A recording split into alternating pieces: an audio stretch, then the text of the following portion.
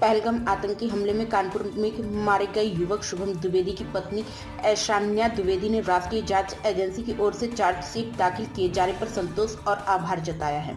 उन्होंने कहा कि भारत सरकार और एनआईए ने इस मामले में बेहद तेजी से कार्रवाई की है, जिसके लिए वह सभी संबंधित अधिकारियों और सशस्त्र बलों का धन्यवाद करती हैं। ऐशान्या द्विवेदी ने कहा कि पहलगाम आतंकी हमले की जांच समय पर पूरी कर चार्जशीट दाखिल किया जाना पीड़ित परिवारों के लिए बड़ी राहत है। उन्होंने कहा कि पहलगाम की घटना के बाद सरकार ने लगातार कार्रवाई की है।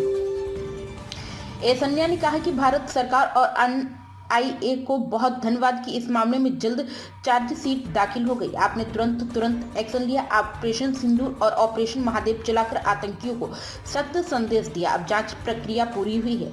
इस जांच में शामिल सभी अधिकारियों और सशस्त्र बलों को मेरा धन्यवाद। उन्होंने चार्जशीट में उन लोगों के नाम सामने आने पर भी प्रतिक्रिया दी जो भारतीय होकर आतंकियों की मदद कर रहे थे।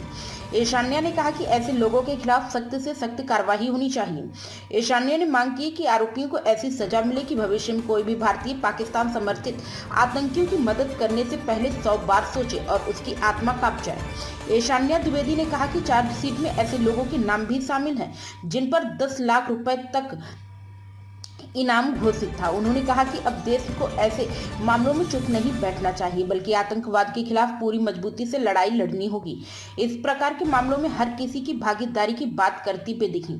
ऐशान्या ने चिंता जताते हुए कहा कि पहलगाम हमले के बाद लाल किले की घटना और हाल ही में सिडनी में जो हुआ हमला भी आतंकवाद की ही कड़ी है, जो यह दिखाते हैं कि आतंकी गतिविधियां लगातार बढ़ रही हैं। उन्होंने देशवासियों से एकजुट होने की अपील करते हुए कहा कि आतंकवाद के खिलाफ लड़ाई केवल सरकार या एजेंसियों की नहीं बल्कि पूरे देश की है।